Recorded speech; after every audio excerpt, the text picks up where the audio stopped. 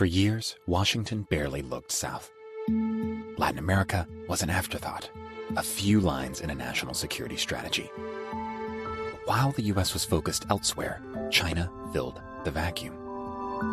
Ports in Peru, lithium mines in Bolivia, billions in lending across the hemisphere with no political strings attached. When the U.S. hasn't been very involved in the region, China has become increasingly involved in the region. Many countries are now very heavily dependent on China.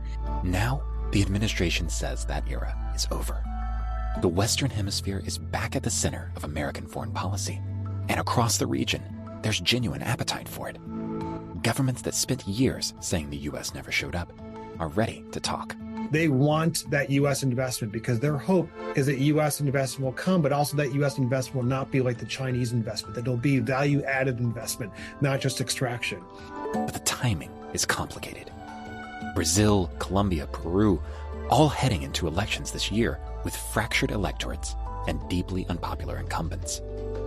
And every government in the region faces the same bind.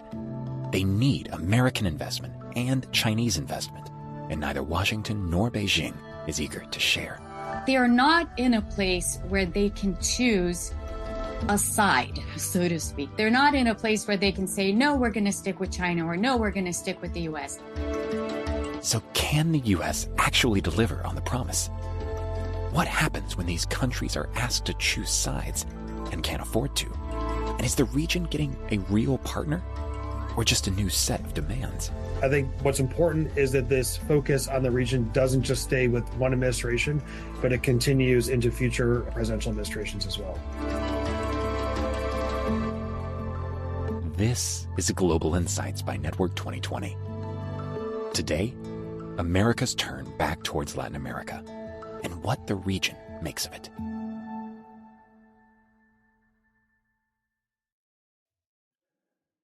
Today, we're joined by Jason Marzak and Dr. Monica DeBull. Jason Marzak is Vice President and Senior Director at the Atlantic Council's Adrienne Arsht Latin America Center. Dr. DeBull is a Senior Fellow at the Pearson Institute for International Economics and host of the podcast Policy for the Planet. Moderating the conversation is Courtney Doggart, President of Network 2020. So welcome to you both. Jason, I'd love to just start with you.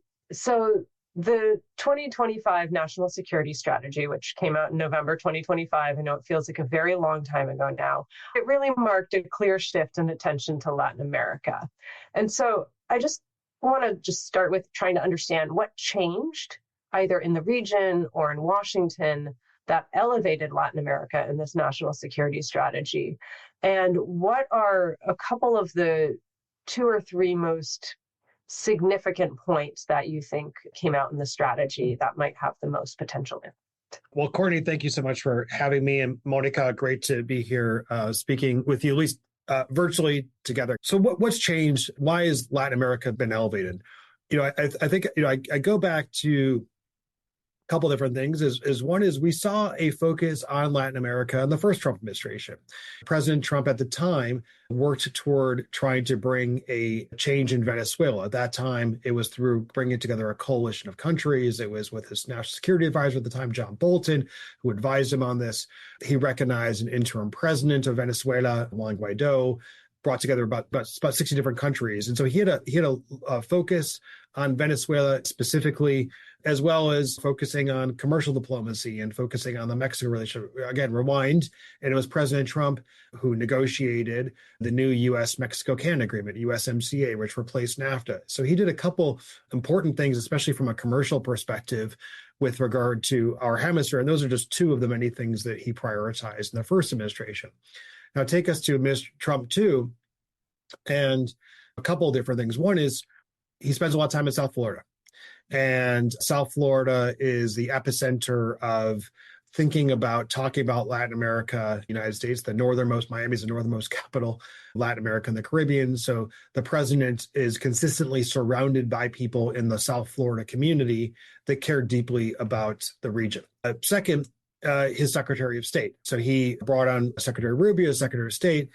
No Secretary of State has ever known Latin America as well as Secretary Rubio knows the region. For fluent Spanish-speaking Secretary of State, somebody who dedicated his entire career in the Senate to issues on Latin America, and specifically things like we're seeing the administration now focusing on, things like how to bring about a transition in Venezuela.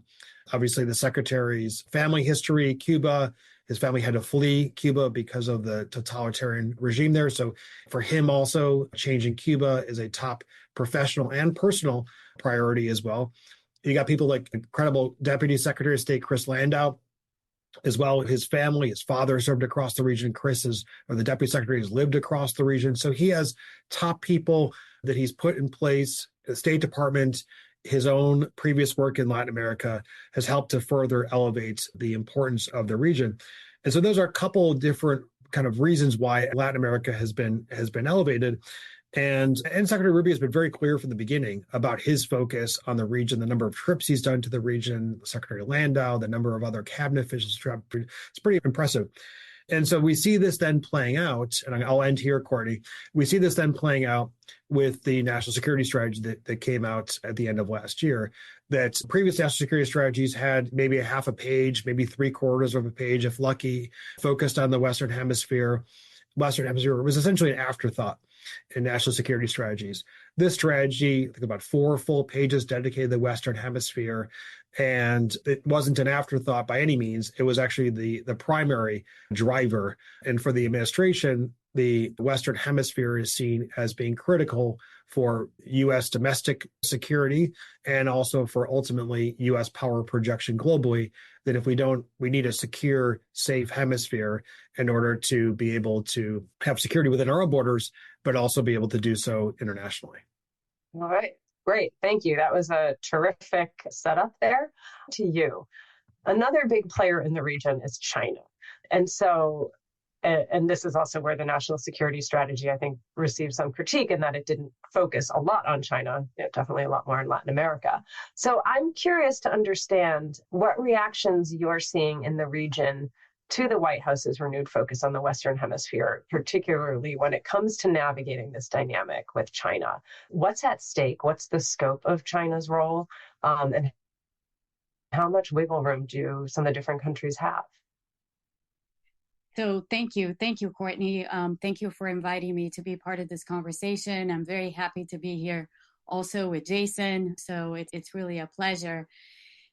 Let me try to get to your question from the following perspective, picking up on something that Jason was saying at the very end of his remarks. So one thing that we did see very clearly over the past several decades, actually, looking at, the region, Latin America as a whole, and so on, is that several U.S. administrations prior to this one, or I should say prior to President Trump's first mandate, were really not that focused on the region for quite some time. I mean, they were focused on issues such as immigration, yes, narco trafficking, yes, Venezuela, yes, Cuba. But in general, there wasn't much interest outside of the scope of those topics and those specific countries and issues. And one thing that, has clearly come back, and it's very clearly stated that way in the NSS, in the National Security Strategy, is precisely this wider focus on the whole of the region and on issues that go beyond, immigration, drugs, narco traffickers, and so on, to include, a lot of economic objectives, which are now tied in the U.S. perspective to national security goals. So, and that's really important because when we try to then think about how these countries position themselves vis-a-vis China and the U.S., they're very different approaches. The Chinese approach is very different to the U.S. approach now. And that matters, that matters for the region, that matters to how several countries are and will react to pressures that are coming from these two. I think it's also important to underscore that even though China didn't receive as much direct attention in the National Security Strategy document, it did receive a lot of indirect attention. And that is very much underscored by how the document perceives the region, how the document perceives Latin America. So when you read the sections of it that, are speaking specifically about U.S. goals in the region, China is there, very much there in the background. And the whole sort of thrust of the document is to say, the Western Hemisphere is the U.S. backyard.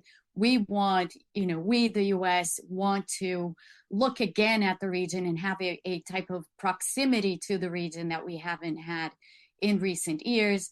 And in a sense, that means elbowing China out, which in many ways is problematic. And it's problematic, because China in the past few years, when the U.S. hasn't been very involved in the region, China has become increasingly involved in the region. Many, many countries are now very heavily dependent on China.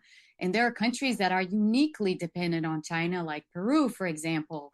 On the other hand, for a lot of these countries, and from a strictly economic viewpoint, having the U.S. again being interested and being engaged and wanting to pursue a lot of different initiatives and projects in the region is a very good thing, because the region has always been the recipient of U.S. foreign direct investment.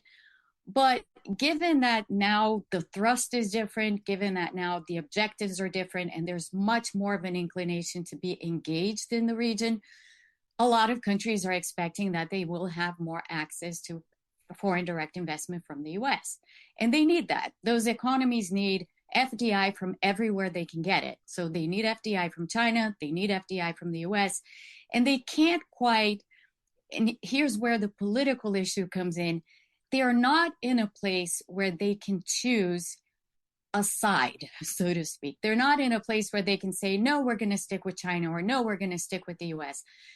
These countries need both. They need both of these large powers and these very large economies to be investing in them and to be, in a sense, helping them promote their development goals and the other goals that they have. Politically, however, this isn't exactly how the game is being played. The Chinese, as I said, already have a lot of investments in the region, already have a lot of interests in the region. And the US coming in with this more transactional / aggressive approach and trying to elbow China out does place these countries in a complicated, very complicated position, because they can't do away with either. So they can't anger the Chinese and they can't anger the US. They need to find a way to, given that these two countries are very interested in investing and engaging with them, they need to find a way to sort of play the interests of both sides to their benefit. But that requires a lot of political stewardship in different countries. And it's the kind of political stewardship that's not really there, especially when you consider that the region is currently undergoing a big electoral cycle, which I know we're going to talk about later in the discussion, with a lot of countries facing general elections in the coming months and even into next year. It'll be interesting to see how all of these things play out over the next several months, including looking at these two very different approaches that China and the US have. And I'll end here. The Chinese have continued to have this view that the region is full of natural resources. There are a lot of natural resources there that are important for the energy transition and the climate agenda. The Chinese have other interests, of course, but that is one of the things that they're mainly still looking at. Whereas the US has kind of changed its tone. It has kind of put the energy transition climate agenda to the side, and it's really looking at the region economically from a national security strategy, or from strategies that have to do with securing, in particular, specific types of natural resources, critical minerals, rare earths, the gamut, to precisely enable those national security goals stated in the National Security Strategy document. These are very different approaches, and they can amount to different policies or different pushes for policies in different countries, which we can discuss more during the course of this event. Thank you, Monica. Jason, I want to turn to you. about Monica's point about this electoral cycle, because the region is facing several elections this year. Just to expand on what Monica started with, what are some of the most pivotal ones? That's a great question. What you don't see in the national security strategy is any particular Latin American country being named, which normally happens in previous strategies, except Mexico is named, but not in the Latin America section. It's named in the China and the Asia section. But what you do see is specific call outs for our different development finance agencies to be able to work more closely in the region and work more closely together for the region. Because if you combine, what Millennium Challenge Corporation and what Development Finance Corporation, the Exim Bank, Small Business Administration, et cetera, if you combine the financial and the technical assistance that they can provide to the region, we're not going to match China. But we're going to come a heck of a lot closer than by individual agencies operating on their own. And I think that's why it was very great to see the reauthorization that was recently approved of the Development Finance Corporation to allow it to be able to work more effectively now in the region. So with regard to elections coming up, I think the most consequential one, and I won't speak, I'll let Monica talk more about the Brazilian election. I'll talk about the Colombia election, which is coming up. We already had the legislative election. We've seen the initial primary elections. And that is, I think, the most consequential election. You got Colombia, you have Peru, you have Brazil. We've already seen the Honduras election and those results. We've seen the Costa Rica election and those results. And both of those elections had candidates win that were favorable to the new U.S. approach to the region. So we're already continuing to see, when the strategy mentions enlisting and expanding our allies. Costa Rica has always been an ally. Honduras, less so under the previous government, and now we have a new government. Honduras is very committed to working and expanding its commercial relationship with the U.S. But the Colombian elections would be critical. Colombia historically has been not only one of our most important partners in the hemisphere, from economics to security to intelligence, but frankly, Colombia has been an important global partner. And Colombia is affiliated with our NATO partnership. It's provided help during the Afghanistan war with demining in Afghanistan. Colombia has, during the first Trump administration and the focus on Venezuela, Colombia was a very important partner there. And the Colombia story had been a story of bipartisan consensus, where we brought a country back from the brink to an era of stability, security. We've unfortunately seen that relationship with Colombia hit probably the lowest point that it has hit, in decades over the last couple of years. And this isn't just over the last year. This began under the Biden administration. It began when President Petro made his first speech to the UN General Assembly 2 months after being inaugurated, and lambasted U.S. drug policy, which is the cornerstone of the relationship. So it had been a relationship that had been slow deterioration under the Biden administration, and that deterioration is only accelerated under the Trump administration, to the point that U.S. back last fall decertified Colombia, which means that it said that Colombia was not certified as being a partner in our broader drug control efforts. We've sanctioned President Petro, we've sanctioned other members of his administration, have had visas withdrawn, a low point. And tying it back, Courtney, to other global issues, Colombia has historically been a strong partner of Israel as well. A lot of Colombian military equipment is provided by provided by the Israelis. That relationship as well has hit new lows even before the latest war. And so what's going to be important is what's going to be the direction in which Colombia is going to go in this next election, right? And you have candidates like Ivan Cepeda, who comes from the same ilk, the same party, Pacto Histórico of President Petro. And then you have people like De La Espriella, who's very different perspective on the right, Paloma Valencia, who did really well in the primary, essentially the consultative votes 2 weeks ago. And I just had a call an hour ago with a lot of our Colombia constituents, and there's a lot of concern about what's the direction which Colombia going to go. Are we going to move? Is it, in whoever wins in this election, and there'll be 2 rounds likely. There'll be a first round in May, a second round in June. Whoever wins there's going to be 2 very different trajectories. Now, President Trump and President Petro surprisingly had a good meeting when President Petro came to Washington last month. Now, I think the question is will that good meeting translate into a better relationship? I haven't seen that quite yet. I think that's going to be important no matter who wins that election, who ultimately takes office in early August. And then Peru election is obviously very important as well. Too early to talk about that because we know in previous Peruvian elections, the candidates can change at any point. The previous winner of the last election was an afterthought until just right beforehand. I think we've had now 4 different presidents that have tried to complete the last presidential term. I think in Peru, what's most important is that we start to have greater kind of political stability, which would, I think, mean Congress relinquishing some of its control and some of its ability to be able to remove presidents. And I'll stop on Brazil because I'll let Monica take Brazil. Excellent. The situation in Brazil is the elections are also pretty consequential, but in a different way from the Colombian case.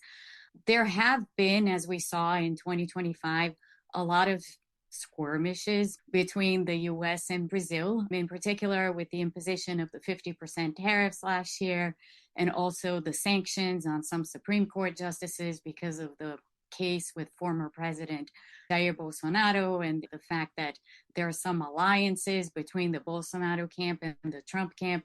So that led to a lot of noise, and a little bit more than noise, but it was essentially noise because the kinds of things that the US imposed on Brazil didn't do much in terms of the economy or anything like that. But that aside, the Lula-Trump relationship has not been nearly as bad as the Petro-Trump relationship. The elections at the end of the year at the moment are very much in the air. I mean, there are 2 camps in Brazil. There's the PT camp, the Workers' Party, Lula eventually running for office yet again.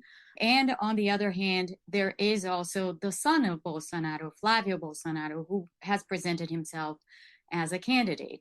The thing that is interesting is that this time around, the Brazilian population or the Brazilian electorate at large doesn't want either. People want something else. They're tired of both. And so there is scope, there is the space for, and we are still months away from the election, so we don't know exactly what's going to happen in the next few months, but there is a growing space for a third option to come onto the stage. And there are few characters in Brazil who could play that role fairly well.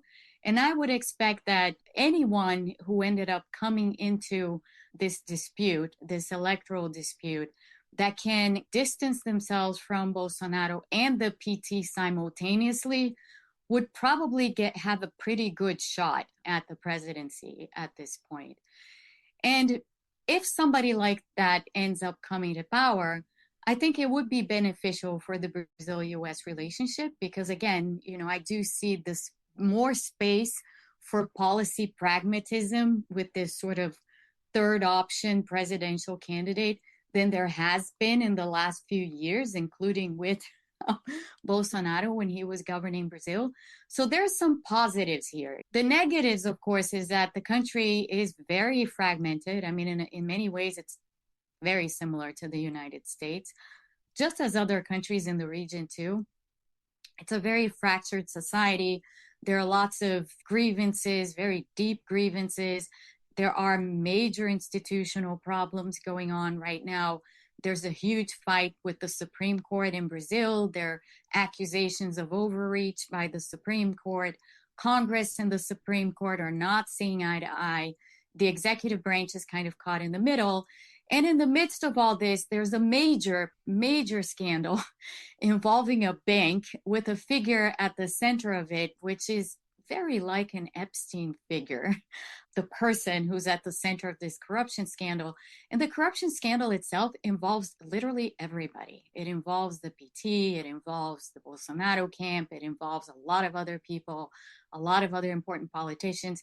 Doesn't affect the Supreme Court, does affect some Congress members. So all of this is making the situation really hard to read, and really hard to get a sense of where things are going to go. But I am hopeful that things are going to go in a fairly positive direction.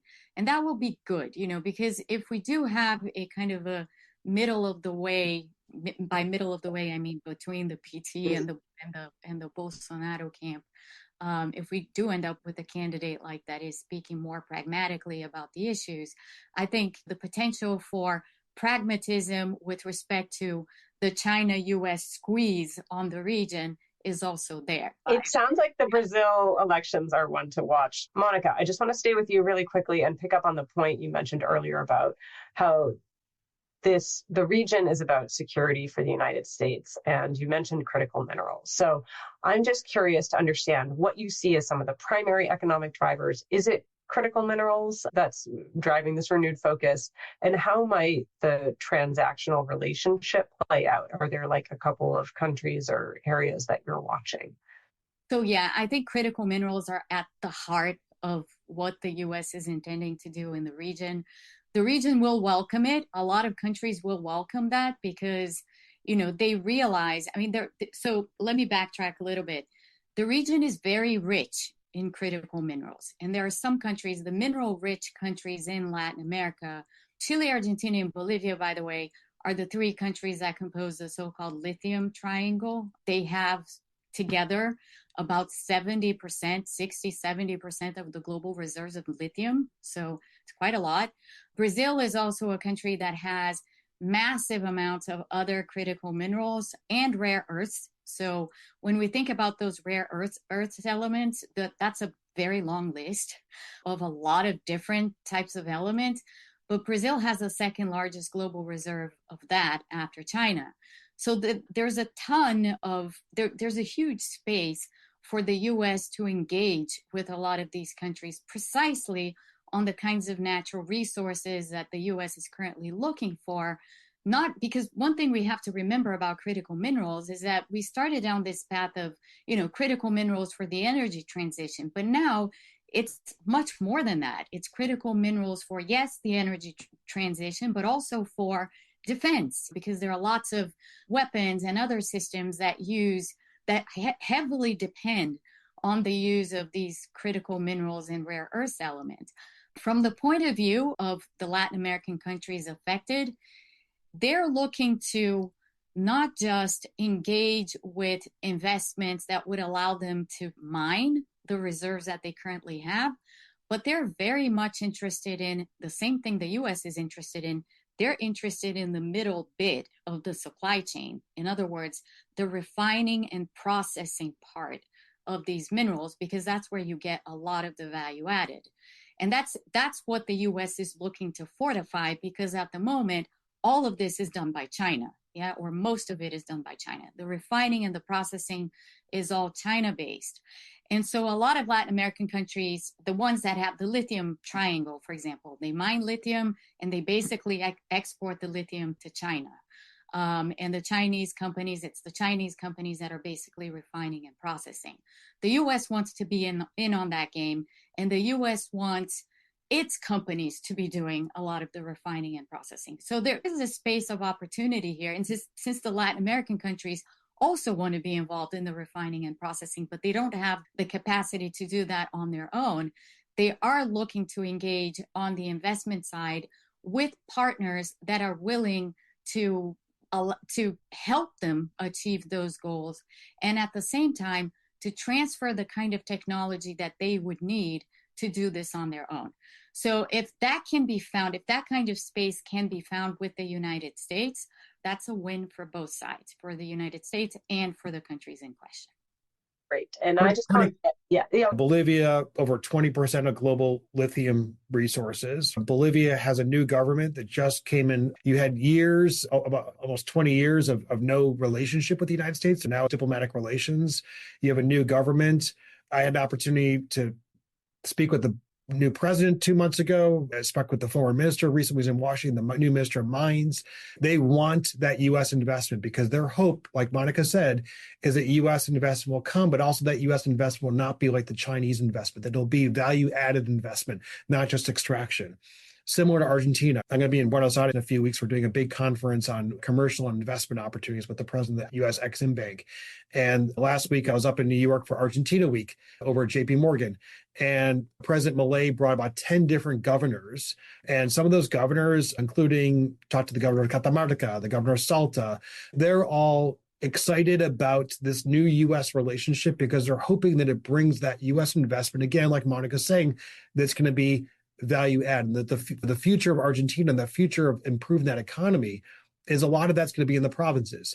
It's not just Buenos Aires focused. And I think Chile as well. The new president just took a last week. President Chile, absolutely fundamental for lithium, over 60% of, but also copper. And President Cast has already come into office trying to make sure that Chile, which has always been seen as a very stable country politically, investment-wise, but that's been oftentimes overlooked. And while it's been overlooked, the Chinese have swooped in. And so President Cast wants to deepen that relationship and is already taking steps with his new economic team to be able to facilitate greater foreign investment into Chile. And to add to what Jason just said, the issue of local governments and the interest of local governments in this engagement with the U.S. is also true for Brazil, for example, because in Brazil, what you see right now is that a lot of the rare earth elements, for example, and some of the critical minerals too, are located in some very specific states. So the state of Minas, the state of Goiás, in Amazonas up in the north. And those governors, they're also extremely interested in these renewed U.S. initiatives.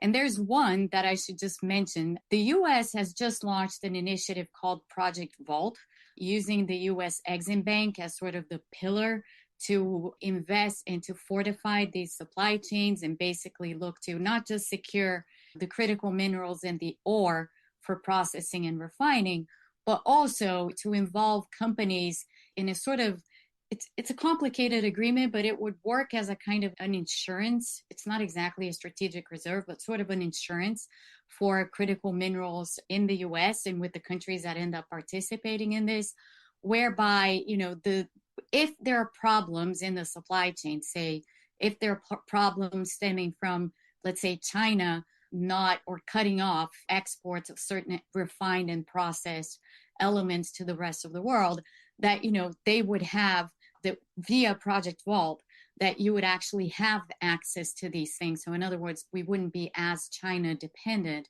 through initiatives like Project Vault. Things like that are extremely interesting for the region and could offer a lot of opportunities if the higher value added side of things materializes for those countries as well. Great. Yeah, so I think that Cuba is less of a threat now than what it was in the heydays, the Castro years, and the days in which take us back to the Cuban Missile Crisis, and the days in which Cuba had strong benefactors whose interests were specifically to harm the United States. I mentioned the years of the strong Soviet support, Russian support, all which dwindled basically more or less in the early 90s around the fall of the Soviet Union. And then you had major support coming from Hugo Chavez and Maduro. Those lifelines have been taken out by the Cubans, which is why you've seen this Cuban economy, in addition to a failed economic model, a failed communist economic model. But one of the reasons you've seen that Cuba getting to the point that it is today. You do have Cuban intelligence that was fundamental for Maduro being able to remain in power. Most of the people who died in the January 3rd operation to extract Maduro from Caracas and bring him to a New York City jail were Cuban security, because Maduro didn't trust Venezuelans to be guarding him, and it was Cuban security officials. But overall, to have a failed economic system, have a regime in place in Havana that is unfriendly to the United States is not in our interest. And we've known that for over 7 decades since Fidel Castro came to power. And I can't remember another time since the Cuban Revolution where Cuba had so few friends across Latin America. And so this is kind of the moment for a change in Cuba. My hope is that it's not a change at the margins, but it's a change that really brings democracy, political rights, freedoms to the Cuban people, as well as economic opportunities. Yeah, and I think Jason just underscored where I think the issue really lies, because if the strategy with respect to Cuba is let's just remove the bad parts of the regime and see what happens in the same way that was done with, or in a similar way that was done to Venezuela, that can be very problematic, because the Cuban economy is practically non-existent. You do need to have a government in place with an agenda, with a strategy, with priorities, with the capacity to govern. Cuba, just like Venezuela, does need to move into a more modern, let's put it that way, framework where you have a democracy, a regime that's running the country, all of the institutional underpinnings to the economy, without which the economy is just not going to work. So as always, institutions come first. So you need to have the institutional setup in Cuba that allows the economy to flourish. At the moment, I don't really see how that's going to happen. Well, we'll see. We'll hope for that to happen at some point. It really does need to occur. We just have a couple minutes left, so I'll do very quickly. I had a couple of questions that I wanted to ask. I'll start with you, Monica. And so this one is, if Latin America's critical minerals are so strategically vital, why has Washington waited this long to offer a serious alternative to Chinese financing? And then Jason, maybe you can pick up on the business interests in the region, and whether or not there'll be a divergence in policy aims and business realities in terms of being able to get the investment to follow where the policy is going. So let me underline one thing. The geopolitical and the economic importance of critical minerals is very new. This is something that has just come down the pipeline in the past, let's say, 5 to 10 years. It really wasn't there before that. So, some of the for some critical minerals, yes, the obvious stuff like lithium and cobalt and nickel and the things that were very much needed for electric vehicles or for the energy transition, the things that were related to the climate agenda. But what's happened in the past few years is that not only have we had this incredible growth in the tech industry and the advent of AI and the so-called AI revolution, all of which needs massive amounts of these resources, and like I said, these resources span a gambit. Yeah. So when we say critical minerals, we're not talking about 1 or 2 minerals. We're talking about a list of at least 60 different elements. And the demand for some of these elements simply wasn't there before. I mean, if we take rare earth elements, for example, which are needed for magnets, and remember, magnets are used in everything. They're used in tech, they're used in defense, they're used in a lot of climate applications. This perfect kind of storm, so to speak, for critical minerals is not only fairly new, but it's making use of some elements that previously were not really thought about very much at all. Because, the rare earth elements, for example, are fascinating because you don't use them in bulk to produce anything. It's not like iron ore, or copper. You don't mine these things in bulk because you don't need the bulk. You just need bits of quantities of these things. And so to make this economically viable and financially viable, you really need a massive demand. And that demand wasn't there. It now is, with, as I said, not just the climate adaptation needs, but notably the technological ones, the things that are needed for the tech industry. Thank you. And I think we're just at about time. So Jason, really quickly, do you think that the money will follow the policy into Latin America? I think most businesses I'm talking to are increasingly looking at Latin America, and they see the focus on the region from the administration. I think what's important is that this focus on the region doesn't just stay with one administration, but it continues into future presidential administrations as well. Okay. Concise answer. Thank you. That's great. So thank you. Thank you. Great. Thank you. Take care. Bye-bye, everybody.